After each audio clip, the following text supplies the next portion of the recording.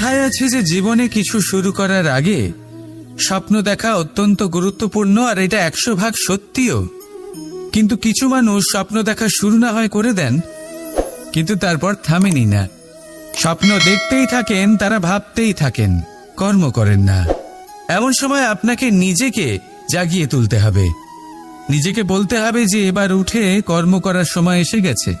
কারণ আপনারা যদি অত্যাধিক বিচার করতে থাকেন, স্বপ্ন দেখতে থাকেন, তাহলে উঠে কিছুই করতে পারবেন না। আপনি শুধু একটা কাজ করুন, উঠে কর্ম করা আরম্ভ করে দিন। তারপর ভেবেচিন্তে ধীরে ধীরে নিজের কর্মকে দিশাও দিন, আর তাকে উচিত গতিও দিন। কারণ এটাই হলো সাফল্যের মূল মন্ত্র। না শুধু কর্ম করুন না ভাবনা চিন্তা করে, আর না শুধু ভাবুন কর্ম না করে। সাফল্যের মূল মন্ত্র হলো এর ভারসাম্যে। তাহলে এটাই করুন, সাফল্যকে লাভ করুন, আর আমার সাথে ভালোবেসে বলুন রাধা রাধা। সময় অত্যন্ত কঠোর প্রভু। আপনি অনেক লোককে এটা বলতে শুনে থাকবেন, আমার কাছে এত সময় নেই, এই কাজে আসলে অনেক সময় লেগে যাবে, এই বিষয়ে ভাবার জন্য আমার সময় লাগবে। আচ্ছা, আমি আপনাকে একটা কথা বলে রাখি, যদি আপনি এটা নিশ্চিত করার জন্য বেশি সময় নিয়ে ফেলেন যে আপনার কি করা উচিত, তাহলে সময় এটা নিশ্চয়ই করে নেবে যে আপনার সাথে কি করা যেতে পারে। কারণ এই সময় কিন্তু অত্যন্ত কঠোর। যতক্ষণ আপনার সাথে রয়েছে এর সমাদর করতে শিখুন, এর সম্মান করতে শিখুন, এর সদ্ব্যবহার করতে শিখুন। যদি এরকম না করেন, তাহলে এই সময়ের নিজেকে আর আপনাকে বদলাতে অধিক সময় লাগবে না। তাহলে আসুন, এবার সময় এসে গেছে ভালোবেসে বলার রাধা রাধা। কি হলো, মন খারাপ?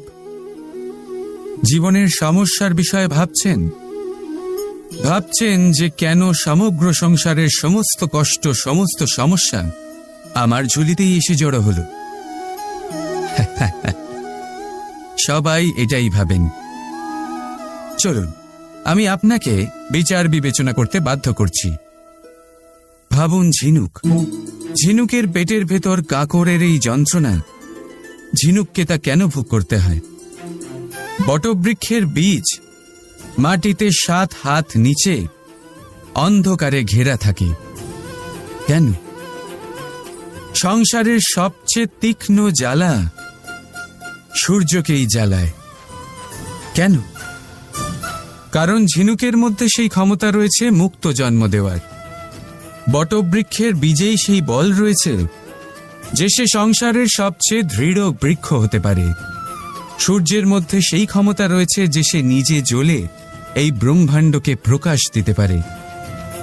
সেই জন্য জীবনে যখনই বিপদ আসবে, সমস্যা আসবে, তখন নিজেকে বোঝান যে প্রকৃতি আপনাকে এই জন্য চয়ন করেছে, কারণ প্রকৃতি এটাই ভাবে যে এই পরিস্থিতিতে সর্বশ্রেষ্ঠ ফলাফল আপনি বের করতে পারবেন। রাধা রাধা। জীবনে লক্ষ্য লাভ কি করে করতে হয়? কেউ বলবে বন্ধুদের সাহায্যে, কেউ বলবে প্রেমের সাহায্যে, কেউ বলবে নিরন্তর চেষ্টা করলে, কেউ বলবেন পরিশ্রম করলে, কেউ বলবেন ঈশ্বরের আশীর্বাদে, ইত্যাদি ইত্যাদি।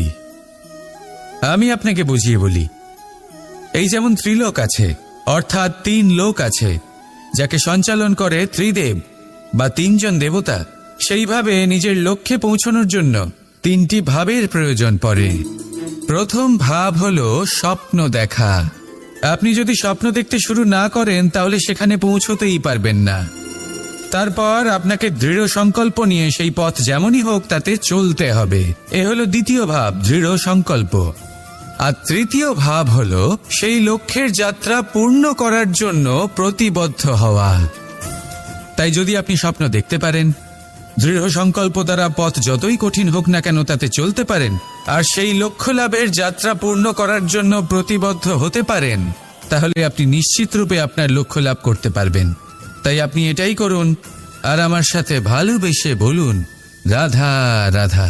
এই পাথর দেখছেন আপনি, নদীর তলদেশে পাওয়া যায়। প্রয়াস করতে থাকে যাতে নদীর জল প্রবাহকে আটকাতে পারে। আটকাতে কি পারে? কখনোই নয়, বরং তার ধারালো কোণাগুলো মসৃণ হয়ে যায়। এবার এ থেকে কি শিক্ষা পাওয়া যায়? এর থেকে এটাই শিক্ষা পাওয়া যায় যে ব্যক্তি দৃঢ়তার সাথে জীবনে শুধু আগে এগোতে থাকেন না থেমে, তিনি না শুধু নিজের লক্ষ্য প্রাপ্তি করতে পারেন, বরং নিজের পথের সমস্ত বাধার অস্তিত্বই পাল্টে দিতে পারেন। তাহলে আপনি কি হতে চাইবেন? সেই ব্যক্তি যিনি নিজের বাধাকে দূরে ঠেলে আগে এগোতে পারেন, নাকি সেই ব্যক্তি যিনি অন্য কারোর পথে বাধা হয়ে থেকে তার নিজের অস্তিত্বই হারিয়ে ফেলেন? সিদ্ধান্ত হলো আপনার। রাধা রাধা।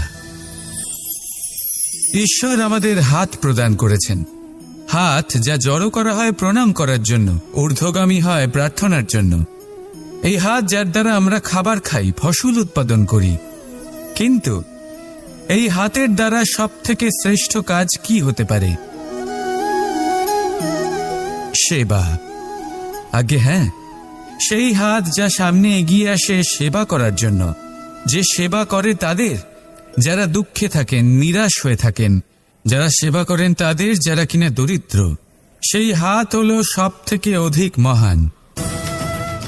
ঈশ্বরকে দীনবন্ধু বলা হয়ে থাকে, কারণ যারা দুঃখী হন, নিরাশ হন, দরিদ্র হন, ঈশ্বর তাদের সাহায্য করেন, তাদের সহায়ক হন, তাদের মধ্যে ঈশ্বর বাস করে। তাই আপনারা যদি এটাই করেন, যারা দুঃখে আছেন, নিরাশ হয়ে আছেন, যাদের সাহায্যের প্রয়োজন রয়েছে, যদি আপনি তাদের সাহায্য করেন, তাহলে আপনি এমন এক চৈতন্য লাভ করবেন যে আপনি তৃপ্ত হয়ে উঠবেন। তাহলে সবার সেবা করুন আর আমার সাথে ভালোবেসে বলুন, রাধা রাধা। জীবনের পঞ্চমহাতত্ত্বের মধ্যে পঞ্চম তত্ত্ব অগ্নি। অগ্নি যা জ্বালাতে সাহায্য করে, কিন্তু তা উত্তাপও প্রদান করে।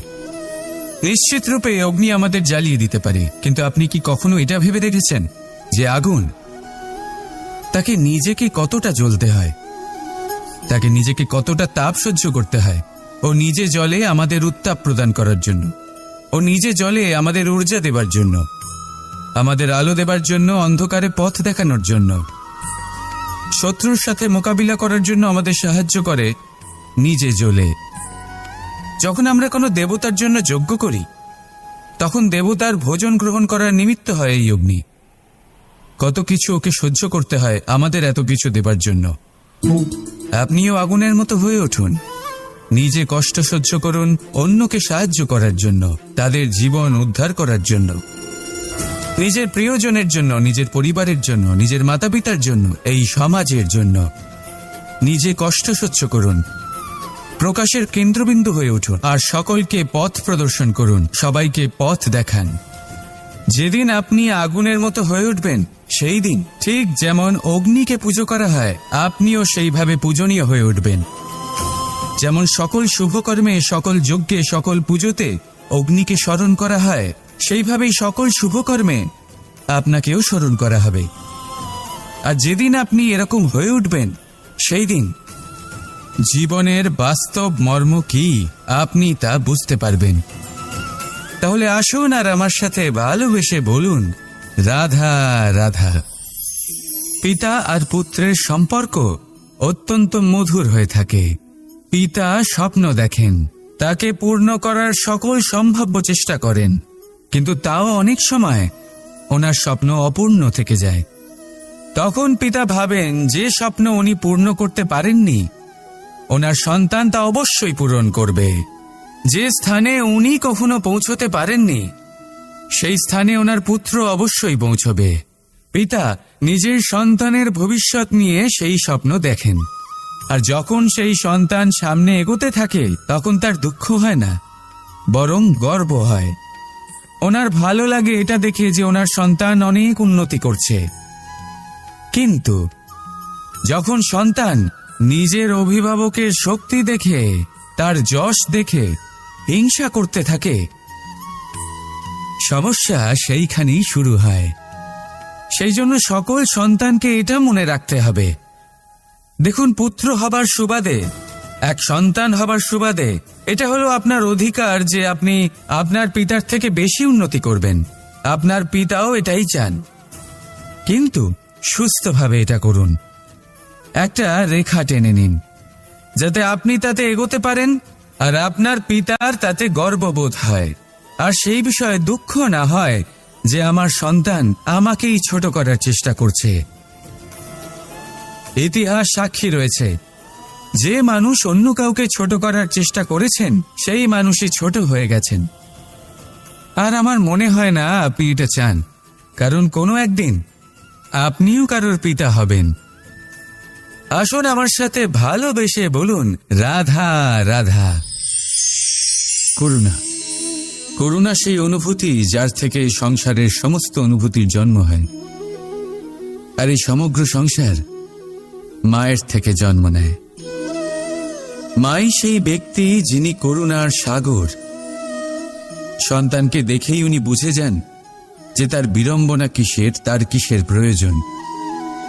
সন্তানের চোখে যদি উনি জল দেখেন, সেটা দেখেই উনি বুঝে যান যে সন্তানের শরীরের কোন অংশে সে আঘাত পেয়েছে। সন্তানের কিছু না বলা সত্ত্বেও মা বুঝে যান যে আজ আহারে সন্তান কি খেতে চায়। ইনি হলেন মা। মা করুণার সব থেকে বড় রূপ।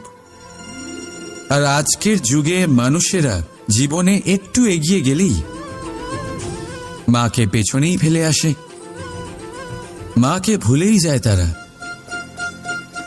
এই ভুল আপনি কখনোই করবেন না, কখনোই করবেন না। কারণ মা সেই করুণা যে আপনার জীবন থেকে চলে গেলে তারপরে আপনি জীবন অবশ্যই যাপন করবেন, কিন্তু কখনোই জীবন বাঁচতে পারবেন না।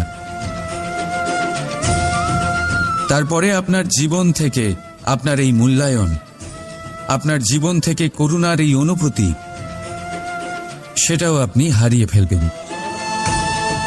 আপনার মা সব থেকে গুরুত্বপূর্ণ।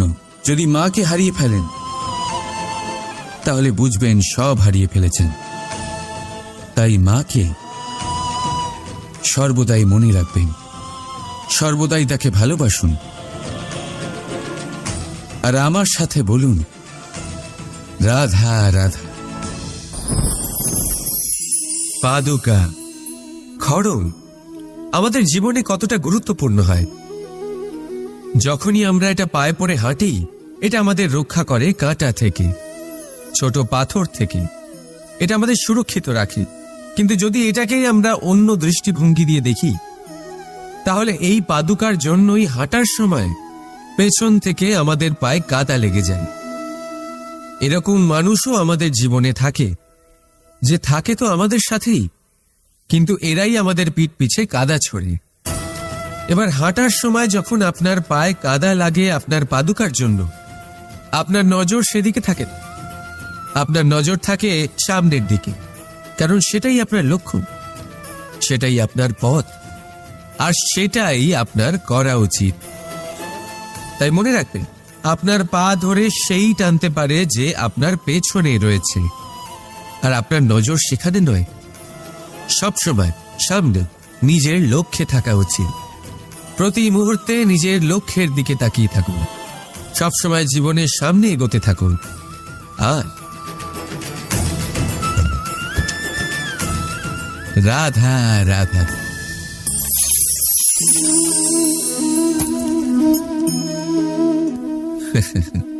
আপনি কি কখনো কোনো গাছের গায়ে পাথর ছুঁড়ে মেরেছেন? আজ না হোক, ছোটবেলায় কখনো না কখনো নিশ্চয়ই ছুঁড়েছেন। এখনো বাচ্চারা সেটাই করে থাকে। কিন্তু আপনি কি কখনো ভেবে দেখেছেন যে কেন সেই গাছের ওপরই পাথর ছুঁড়ে মারা হয় যাতে ফল থাকে? কোনো সাধারণ বা ফলবিহীন গাছের ওপর এত পাথর কেন ছোড়া হয় না? কারণ খুবই সহজ, আমরা ফল খেতে চাই, আর সেটা পারার জন্য আমরা পাথর ছুঁড়ে সেগুলিকে প্রাপ্ত করার চেষ্টা করি। আর অন্যদিকে সেই গাছ এই পাথরের রূপে বিরোধিতা সহ্য করে, তবুও সেখানেই দাঁড়িয়ে থাকে যেখানে তার অবস্থান। সেই ফল আমাদের দিতে থাকে যা সর্বদা আমাদের দিয়ে এসেছে, আর সেই জন্যই সে আমাদের কাছে মূল্যবান। তাই মনে রাখবি, আপনার জীবনেও এরকম অনেক মানুষ আসবেন বা হয়তো এখনই আছে, যারা আপনার বিরোধিতা করেন, যারা আপনার জীবনে সংকট ডেকে আনে, আপনাকে দোষারোপ করেন, কিন্তু আপনার নজর সেদিকে থাকা উচিত নয়। তাই একটা গুরুত্বপূর্ণ সত্য সবসময় মনে রাখবেন, সেই গাছের ওপরেই পাথর এসে পড়ে যে ফল ধারণ করে, যে মূল্যবান হয়। রাধা রাধা। শব্দ, এই শব্দ কি? ফুসফুস থেকে নির্গত বায়ু যা কণ্ঠের সাথে ঘর্ষণে কম্পনে পরিবর্তিত হয়, এই কি শব্দ? না, শব্দ হলো নাদ, শব্দ হলো ব্রহ্ম। এই শব্দ অত্যাধিক শক্তিশালী। এই শব্দতে এত শক্তি থাকে এই সংসারকে বদলে দিতে পারে। আপনার শব্দ বীজের ন্যায় হয়, কারোর মনে কাঁটাও উৎপন্ন করতে পারে, আবার পুষ্পও উৎপন্ন করতে পারে। যদি কোনো ব্যক্তি নিরাশ হন, নিজের জীবনের সব থেকে কঠিন সময় পার করছেন, তাকে প্রেরণার দুটি শব্দ বলে দিলেই সে অসম্ভব থেকে অসম্ভবকারী কার্য করে দেবে। যেমন জাম্ববানের প্রেরণার দ্বারা বীর হনুমান সাগর পার করেছিলেন। আর যদি কেউ উৎসাহী হন, তার উৎসাহ কম করার জন্য বলা দুটি শব্দ তাকে তার পতনের দিকে নিজে থেকেই নিয়ে যেতে পারে। তাই এই শব্দের মাহাত্ম্য বুঝুন, শব্দের শক্তিকে বুঝুন, আর আমার সাথে ভালোবেসে বলুন রাধা রাধা। ফাগুন পূর্ণিমাতে পালন করা হয় এই বিশেষ উৎসব, যার নাম শুনতেই রঙের কথা মনে পড়ে, মন উচ্ছ্বসিত হয়ে ওঠে। এই উৎসবের নাম হলো দোল। এমন কি বিশেষ রয়েছে এই উৎসবে যা অন্য কোনো উৎসবে নেই?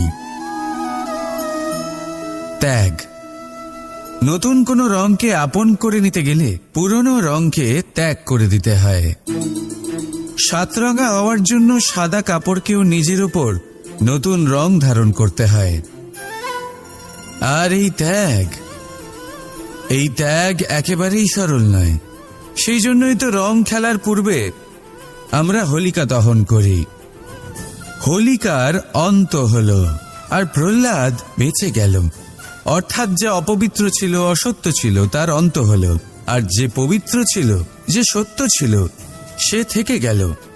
এইভাবে আপনিও আপনার মনের মধ্যে যত বিকার রয়েছে, যে বিকারের বোঝা আপনি বয়ে নিয়ে চলেন, সেই ভার হোলিকা দহনে ভস্ম করে দিন। নিজেকে হালকা বোধ করবেন, আর যখন নিজেকে হালকা বোধ করবেন, নিজে থেকেই জীবনে উন্নতি করবেন। তাই এই দোলে নিজেকে বিকার মুক্ত করুন। দোলের এই আনন্দ আরো অনেক বেড়ে যাবে, আর মন প্রসন্ন হয়ে বলবে রাধা রাধা। এই বছর দোলে নিজের প্রিয়জনকে কোন রঙে রাঙিয়ে তুলতে চান আপনি? লাল, সবুজ, হলুদ, নীল, সাতরঙা, অনেক রং রয়েছে। আমাকে জিজ্ঞেস করলে আমি বলবো এই বছরও ওই রঙেই খেলবো যে রং দিয়ে আমি ছোটবেলা থেকে আজ পর্যন্ত খেলে এসেছি, প্রেমের রং। প্রেমের এই রং যা হয়তো দেখা যায় না, কিন্তু যখন এই প্রেমের রং গায়ে লাগে তখন সব রঙই ভালো লাগে। প্রেম যাতে কোনো রং অশুভ মনে হয় না, সবই ভালো মনে হয়। এটা হলো সেই প্রেম যার জন্য আমি প্রেমের দেবতা হয়েছি। আর সত্যি বলতে আপনারও কিন্তু এই প্রেমের রং দিয়ে খেলা উচিত। প্রচেষ্টা করুন, আপনি এই দোলে যত খুশি রং দিয়েই খেলুন না কেন, তাতে এক বিন্দু প্রেমের রং অবশ্যই মিশিয়ে দেবেন। এই দোলের আনন্দ দ্বিগুণ হয়ে যাবে। আপনজন হোক বা পর হোক, সবার সাথে প্রেমের দোল খেলুন। সবাই কাছাকাছি আসবে, আর সবাই কাছাকাছি এলে যে ঊর্জা তৈরি হবে, সেটাই হলো দোলের আসল রং। তাই এইবার দোলে সকলকে প্রেমের রঙে রাঙিয়ে তুলুন, আর এই প্রেম ভাব নিয়েই বলুন রাধা রাধা। আজ বিজয়া দশমী। সেই দিন যবে শ্রীরাম রাবণকে বধ করেছিলেন। এ হলো সেই দিন যেদিন শ্রীরাম লঙ্কা জয় করেছিলেন। লোকে বলে এটা খারাপের বিরুদ্ধে ভালোর জয়ের প্রতীক। এটাকে দেখার আরো একটা দিক আছে। আগে হ্যাঁ, এটা ভালোবাসার জয়ের প্রতীক। এটা পরিবারের জয়ের প্রতীক। আপনি তো নিশ্চয়ই জানেন যে রাবণ মহাজ্ঞানী ছিল, মহা শক্তিশালী ছিল, মহাদেবের পরম ভক্ত ছিল রাবণ। এবার যে ব্যক্তি কৈলাস পর্বত তুলতে পারত, সেই ব্যক্তি নিজে এক কাটা বৃক্ষের মতো শ্রীরামের চরণে পড়েছিল। কেন?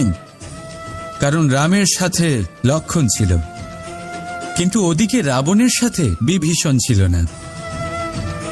একদিকে এক পরিবারের মধ্যে ভালোবাসা ছিল, কিন্তু অপরদিকে আর এক পরিবারের মধ্যে দূরত্ব বাড়ছিল। তাই মনে রাখবেন, যদি সংসারের ওপরে বিজয় লাভ করতে হয়, তাহলে সর্বপ্রথম পরিবারের মধ্যে ভালোবাসা বজায় রাখতে হবে। পরিবারের মধ্যে ভালোবাসা বাড়ান, দূরত্ব নয়।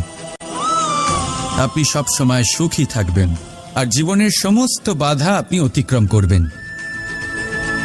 রাধা রাধা। মানুষের স্বভাব হলো ভাবা, ভেবেচিন্তে সিদ্ধান্ত নেওয়া, আর সিদ্ধান্ত নিয়ে এই পৃথিবী বদলানোর ভাবনা নিয়ে এগিয়ে যাওয়া, তাই না? কিন্তু সবাই কি নিজের সিদ্ধান্তের ইতিবাচক পরিণাম পেতে সফল হন? কেন শুধু কিছু মানুষই এই সংসারকে বদলাতে পারেন, সবাই নয় কেন? এর কারণ হলো হয়। আর এটাই পার্থক্য সফল আর অসফল মানুষের মধ্যে। সফল তারাই হন যারা নিজের ভাবনা আর সিদ্ধান্ত দিয়ে এই সংসার বদলে দেন, আর অসফল তারাই হন যারা এই সংসারের ভয়ে নিজের ভাবনা, নিজের সিদ্ধান্ত বদলে ফেলেন। তাই যদি এই পৃথিবীতে আপনি কিছু বদলাতে চান, তাহলে নিজের লক্ষ্য অবধি পৌঁছবার পথটা বদলান, নিজের ভাবনা আর নিজের সিদ্ধান্ত নয়। রাধা রাধা। আমাদের মধ্যে অনেকেই এই ভাবনায় বিলীন থাকি যে আমাদের নিজের জীবনে আপেক্ষিক সুখ আর সুবিধা কখনো প্রাপ্তি হয়নি, কারণ ভাগ্যে এই নির্ধারিত আছে, কারণ আমরা এমন পরিবেশে জন্ম নিয়েছি। কিন্তু আপনার জন্ম কি আপনার নিয়তি নির্ধারণ করে? কিছুটা হলেও করে।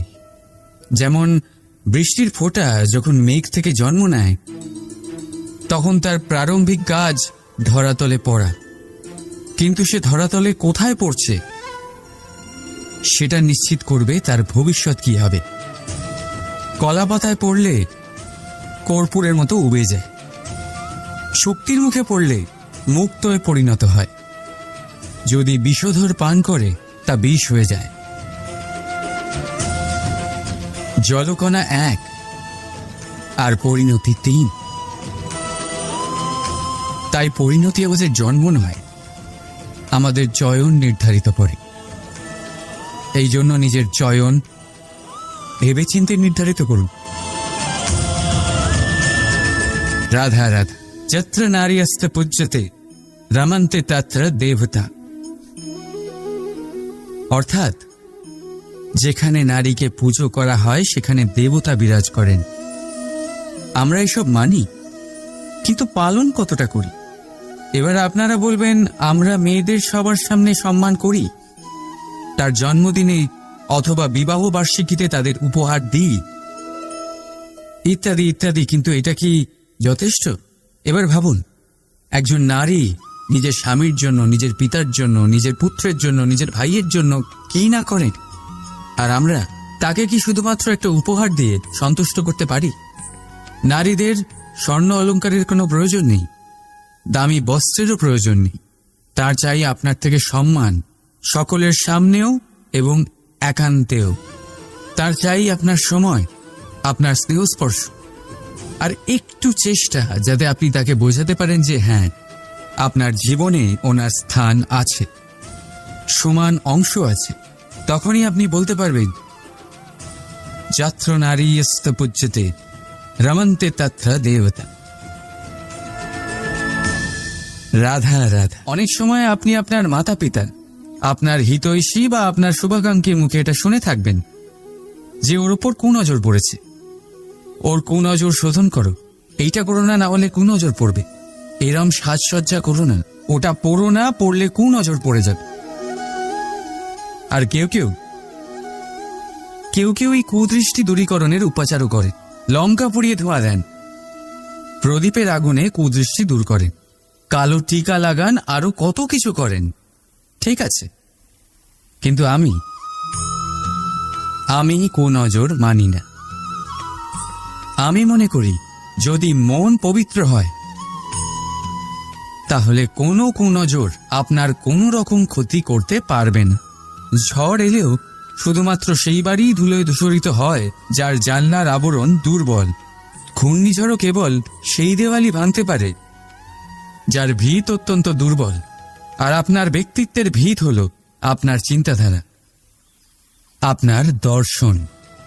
একই পরিস্থিতি, একই স্থান, একই ঘটনাকে আপনি ধনাত্মক রূপেও গ্রহণ করতে পারেন, ঋণাত্মক রূপেও গ্রহণ করতে পারেন। সিদ্ধান্ত আপনার। এই সংসারকে যেভাবে চাইবেন সেভাবেই পাবেন। এই জন্য মনে রাখবেন, নিজের দৃষ্টি নয়, দৃষ্টিভঙ্গির খেয়াল রাখুন। কারণ বলা হয়ে থাকে এই সংসারে কুনজরের উপাচার আছে, কিন্তু কুদৃষ্টিভঙ্গির নেই।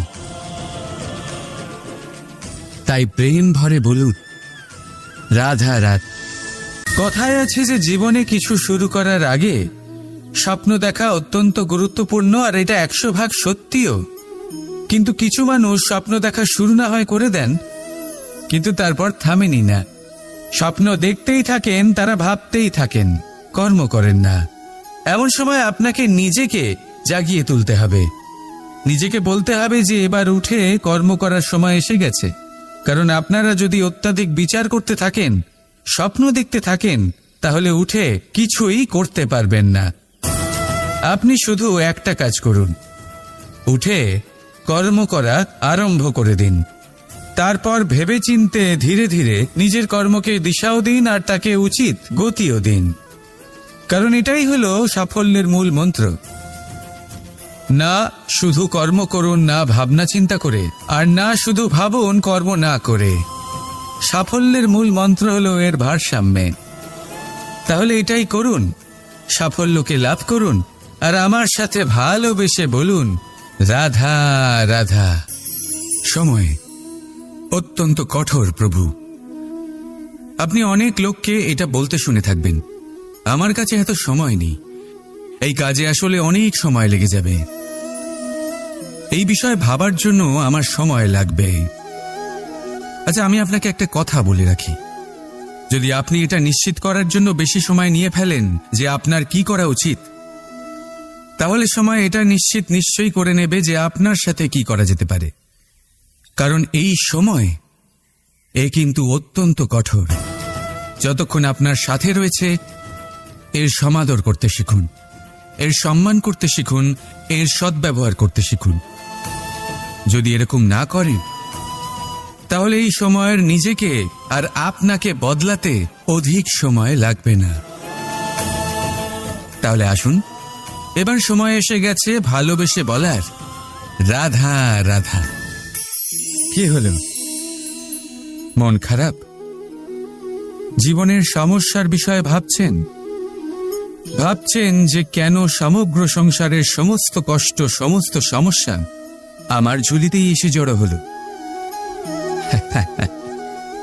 সবাই এটাই ভাবেন। চলুন, আমি আপনাকে বিচার বিবেচনা করতে বাধ্য করছি। ভাবুন ঝিনুকের পেটের ভেতর কাকরের এই যন্ত্রণা, ঝিনুককে তা কেন ভোগ করতে হয়? বটবৃক্ষের বীজ মাটিতে 7 হাত নিচে অন্ধকারে ঘেরা থাকে কেন? সংসারের সবচেয়ে তীক্ষ্ণ জ্বালা সূর্যকেই জ্বালায় কেন? কারণ ঝিনুকের মধ্যে সেই ক্ষমতা রয়েছে মুক্ত জন্ম দেওয়ার। বটবৃক্ষের বীজেই সেই বল রয়েছে যে সে সংসারের সবচেয়ে দৃঢ় বৃক্ষ হতে পারে। সূর্যের মধ্যে সেই ক্ষমতা রয়েছে যে সে নিজে জ্বলে এই ব্রহ্মাণ্ডকে প্রকাশ দিতে পারে। সেই জন্য জীবনে যখনই বিপদ আসবে, সমস্যা আসবে, তখন নিজেকে বোঝান যে প্রকৃতি আপনাকে এই জন্য চয়ন করেছে, কারণ প্রকৃতি এটাই ভাবে যে এই পরিস্থিতিতে সর্বশ্রেষ্ঠ ফলাফল আপনিই বের করতে পারবেন। রাধা রাধা। জীবনে লক্ষ্য লাভ কি করে করতে হয়? কেউ বলবে বন্ধুদের সাহায্যে, কেউ বলবে প্রেমের সাহায্যে, কেউ বলবে নিরন্তর চেষ্টা করলে, কেউ বলবেন পরিশ্রম করলে, কেউ বলবেন ঈশ্বরের আশীর্বাদে, ইত্যাদি ইত্যাদি। আমি আপনাকে বুঝিয়ে বলি, এই যেমন ত্রিলোক আছে, অর্থাৎ 3 লোক আছে, যাকে সঞ্চালন করে ত্রিদেব বা 3 জন দেবতা। সেইভাবে নিজের লক্ষ্যে পৌঁছানোর জন্য 3টি ভাবের প্রয়োজন পড়ে। প্রথম ভাব হলো স্বপ্ন দেখা। আপনি যদি স্বপ্ন দেখতে শুরু না করেন তাহলে সেখানে পৌঁছতেই পারবেন না। তারপর আপনাকে দৃঢ় সংকল্প নিয়ে সেই পথ যেমনই হোক তাতে চলতে হবে। এ হলো দ্বিতীয় ভাব, দৃঢ় সংকল্প। আর তৃতীয় ভাব হলো সেই লক্ষ্যের যাত্রা পূর্ণ করার জন্য প্রতিবদ্ধ হওয়া। তাই যদি আপনি স্বপ্ন দেখতে পারেন, দৃঢ় সংকল্প দ্বারা পথ যতই কঠিন হোক না কেন তাতে চলতে পারেন, আর সেই লক্ষ্য লাভের যাত্রা পূর্ণ করার জন্য প্রতিবদ্ধ হতে পারেন, তাহলে আপনি নিশ্চিত রূপে আপনার লক্ষ্য লাভ করতে পারবেন। তাই আপনি এটাই করুন, আর আমার সাথে ভালোবেসে বলুন, রাধা রাধা। এই পাথর দেখছেন আপনি, নদীর তলদেশে পাওয়া যায়।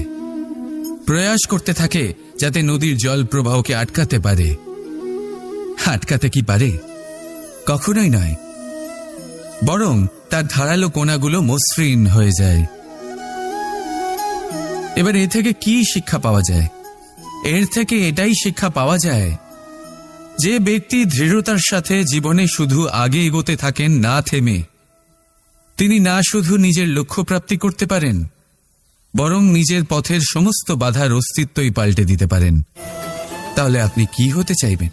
সেই ব্যক্তি যিনি নিজের বাধাকে দূরে ঠেলে আগে এগোতে পারেন, নাকি সেই ব্যক্তি যিনি অন্য কারোর পথে বাধা হয়ে থেকে তার নিজের অস্তিত্বই হারিয়ে ফেলেন?